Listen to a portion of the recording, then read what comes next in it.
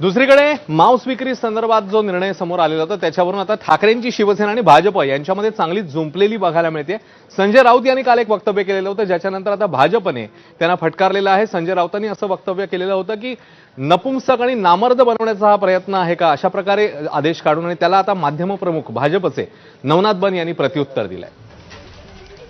राऊतांच्या माध्यम प्रमुख नवनाथ बन यांनी राऊतांना इशारा दिला। वारकरी धारकरी आणि नाथ परंपरेचा राऊतांनी अपमान केला असं बन म्हणाले।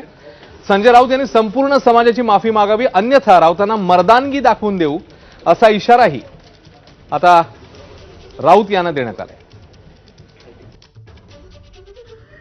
छत्रपती शिवाजी महाराज युद्धावर गेले, ते काय वरण भात तूप खाऊन त्यांचे मावळे लढत होते का?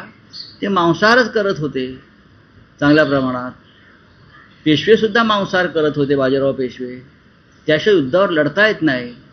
आता सीमेवरचं सैन्याला सुद्धा मांसाहार करावाच लागतो ना।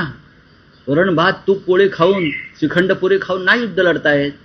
तुम्ही महाराष्ट्राला नपुसंक करताय, नामर्द करताय। देवेंद्र फडणवीस हे फतवे मागे घ्या।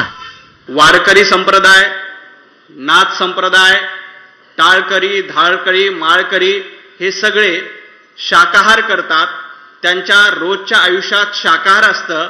मग हे सगळे वारकरी, माळकरी, टाळकरी आणि मी ज्या नाथ संप्रदायातून येतो तो नाथ संप्रदाय नपुसक आहे का? संजय राऊत यांनी तमाम वारकऱ्यांची, टाळकऱ्यांची, धारकऱ्यांची आणि नाथ संप्रदायांची नाक घासून माफी मागितली पाहिजे।